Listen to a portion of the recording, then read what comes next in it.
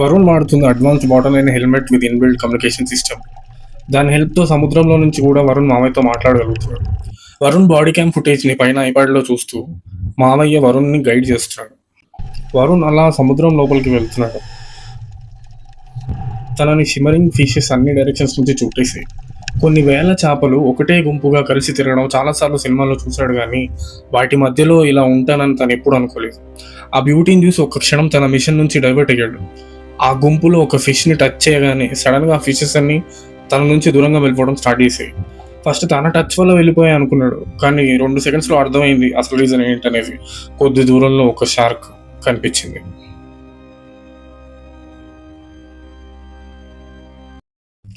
అది చూడగానే ఈ స్పాట్లో షార్క్స్ ఉండవే అనుకున్నాడు వరుణ్. ఏంటి షార్క్ అని ఫస్ట్ మామయ్య భయపడ్డాడు, కానీ మెల్లగా ఆయనకు అర్థమైంది. వెంటనే హెడ్ ఫోన్స్లో వరుణ్తో ఇది ఫస్ట్ వార్నింగ్ వరుణ్ అని చెప్పాడు. వరుణ్ కళ్ళు పెద్దవయ్యాయి, హార్ట్ బీట్ రైజ్ అవుతోంది. సముద్రం మధ్యలో సముద్రాన్ని తాకను నీటి బిందువు ఊపిరి పోసుకుంది. అది వరుణ్ ఫేస్ మీద నుంచి ఓ చెమట చుక్కలాగా కిందకి జారింది. వరుణ్ ఫ్రీజ్ అయిపోయి కదలకుండా ఉన్నాడు. షార్క్ స్ట్రైట్గా తన వైపే వస్తోంది. లాస్ట్ సెకండ్లో తను చూసిన ఓ మెరైన్ డాక్యుమెంటరీలో షార్క్స్ మన సైడ్ వస్తే ఏం చేయాలనేది గుర్తొచ్చి తన వైపుకి వస్తున్న షార్క్ని తాకి జెంటల్గా సైడ్కి పుష్ చేస్తే అది కామ్గా సైడ్కి వెళ్ళిపోతుంది. షార్క్ని చూడగానే ద్వారక శిథిలాలు ఉన్నంత లోతుకి పడిపోయిన వరుణ్ కాన్ఫిడెన్స్ పైకి తిరిగి రావడమే కాక 10 అంతస్తులు ఎక్స్ట్రా పెరిగింది. అమ్మో, ఎంత స్కేరీ వార్నింగో ఇది అని వెటకారం చేశాడు. ఓవర్ కాన్ఫిడెన్స్ మంచిది కాదా రై అని చెప్పి వాళ్ళ మామయ్య వరుణ్ని వాంది. వరుణ్ సముద్రంలోకి ఇంకా కిందకి డిసెండ్ అవుతున్నాడు, జీపీఎస్ ఇన్స్ట్రక్షన్స్ ఫాలో అవుతూ. ఒక పాయింట్ తర్వాత సడన్గా చుట్టూ ఒకటే అంధకారం. ఆ డార్క్నెస్కి తన కళ్ళు అడ్జస్ట్ అయ్యే గ్యాప్లో 2 టార్చ్ లైట్స్ స్విచ్ ఆన్ చేసి అలా పైకి వదిలేశాడు. ఆ తేలుతున్న లైట్స్ వెలుగులో మ్యాసివ్ ఏన్షియంట్ స్ట్రక్చర్స్ కనిపించాయి. ద్వారక శిథిరాలు అండర్ వాటర్లో మెజెస్టిక్గా రివీల్ అవుతున్నాయి.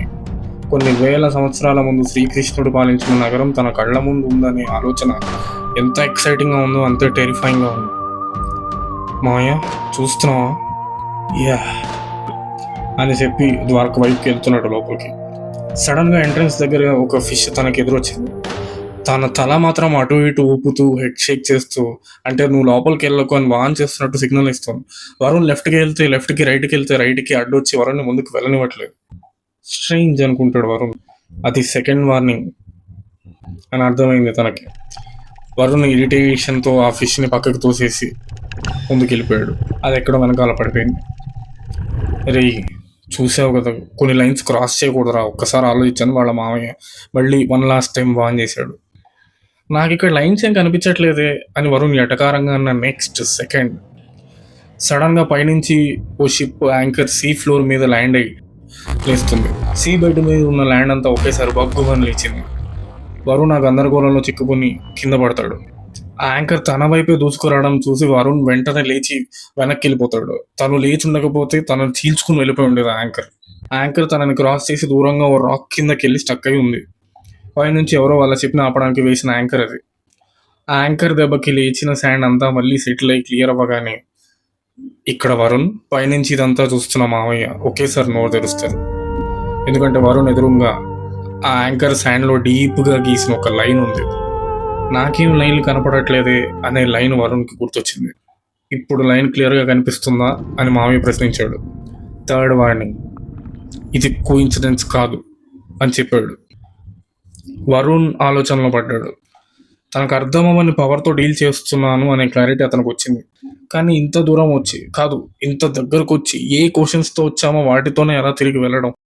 ఆన్సర్స్ దాకా వెళ్ళాలి, ఆన్సర్స్తో తిరిగి వెళ్ళాలి. వరుణ్ లైన్ క్రాస్ చేశాడు. పైన మామయ్య గుండె పట్టుకున్నాడు. వరుణ్ లైన్ క్రాస్ చేసిన తర్వాత ఏం జరుగుతుందా అని చెప్పి వరుణ్ పైన మామయ్య ఈగర్గా వెయిట్ చేస్తున్నారు. కానీ ఏం జరగలేదు, అదే నిశ్శబ్దం. సో ఫిన్లాండ్ స్క్రిప్చర్స్లో ఇచ్చిన వార్నింగ్ అబద్ధమా అని మామయ్య ఆలోచనలో పడ్డాడు. అవి అబద్ధం అయితే ట్రెజర్ని చూడగానే మన కోరిక తీరుతుందని బాలి స్క్రిప్చర్స్లో ఉన్నది నిజమయ్యే ఛాన్స్ ఉంది కదా అని ఆలోచిస్తాడు వరుణ్. వరల్డ్లో రిచెస్ట్ మ్యాన్ అయ్యే వరకు వెనక్కి తిరిగేది లేదనే మాట నోరు జారుతుంది. రేయ్, నువ్వు మీ అన్న కోసం వెళ్ళావు అనుకున్నా. మీ అన్న ఈ పాటికి చనిపోయి ఉంటాడు. వాడు ప్రాణంతో తిరిగి రావాలని కోరుకోవడానికి ఇంత రిస్క్ చేస్తున్నావు అనుకున్నా.